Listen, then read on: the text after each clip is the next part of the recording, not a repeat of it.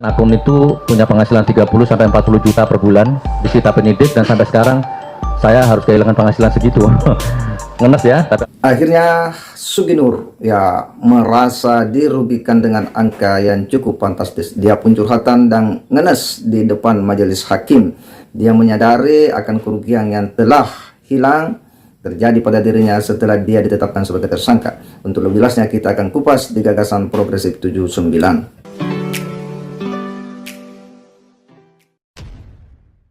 Assalamualaikum warahmatullahi wabarakatuh. Kembali berjumpa dengan saya di channel Gagasan Progresif 79, sahabat sebangsa dan setanah di mana saja Anda berada. Video kali ini akan mengupas ya situasi persidangan ke-9 ya Suginur dan Bambang Trimulyono.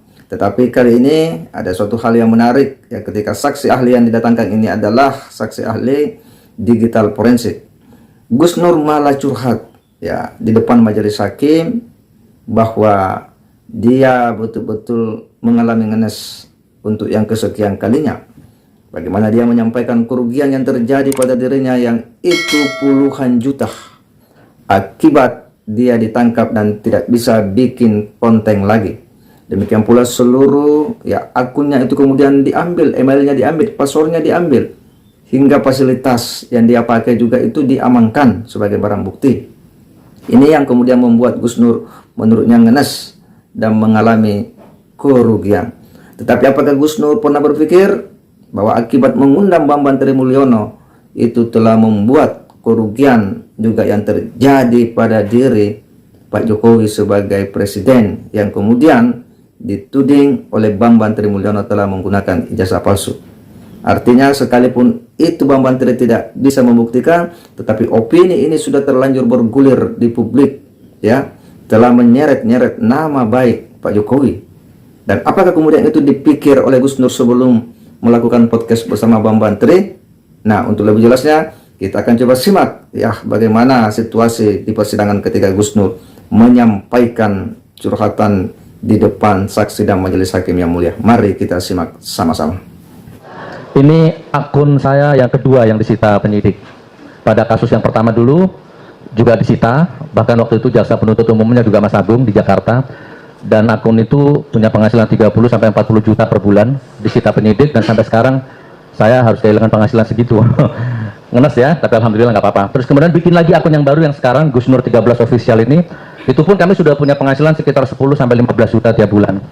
Karena akun dia yang 13 official ini adalah akun bisnis ya, usaha, sosial, macam-macam ya, jadi tidak hanya politik saja.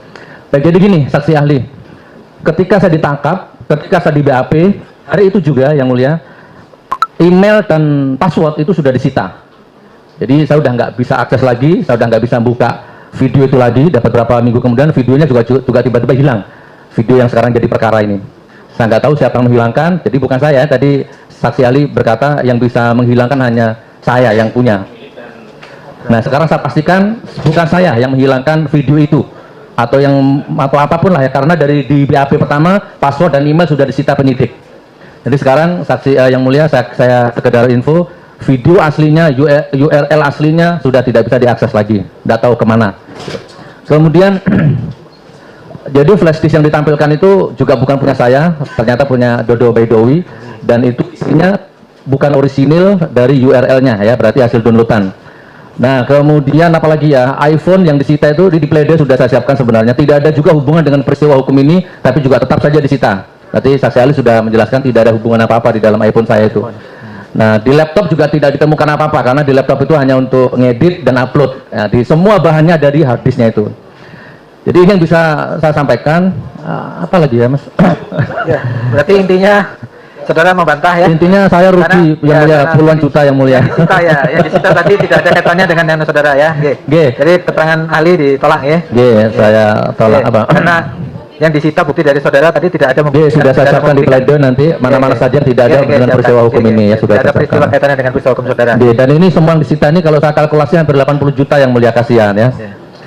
Oke, cukup ini.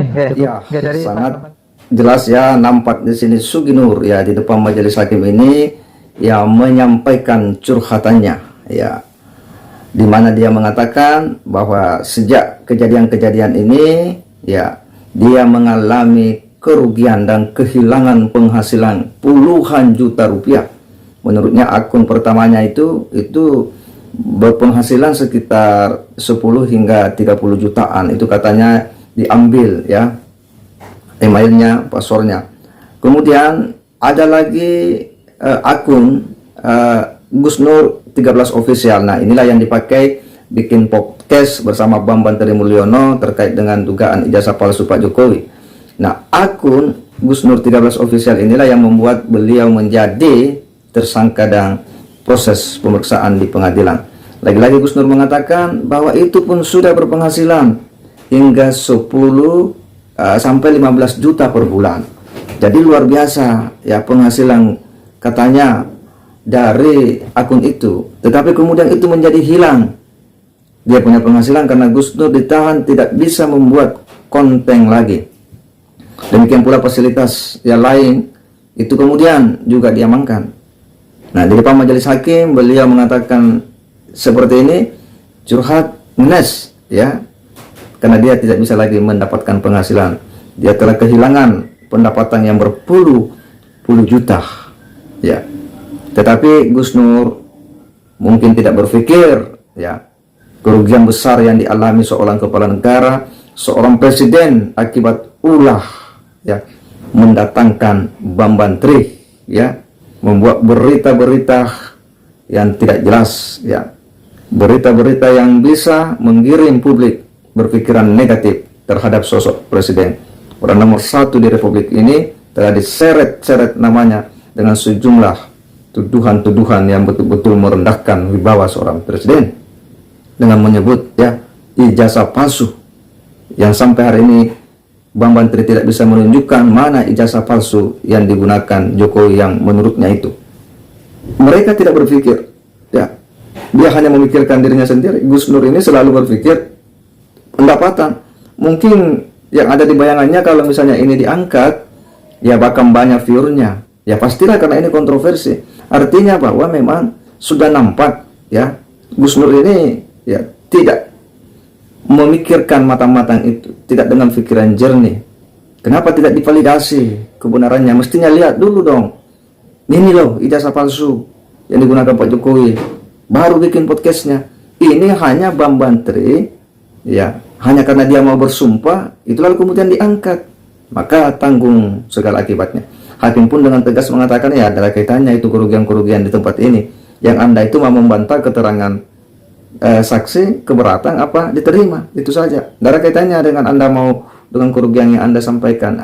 Ini Gus Nur ya akhirnya mungkin dia sadar ya atas kelakuannya itu, atas tindakan yang diambilnya itu ya, sehingga dia melakukan curhatan. Tetapi itulah ya konsekuensi daripada tindakan-tindakan yang tidak dipikir matang-matang. Saya kira ini menjadi sebuah fakta-fakta persidangan ya.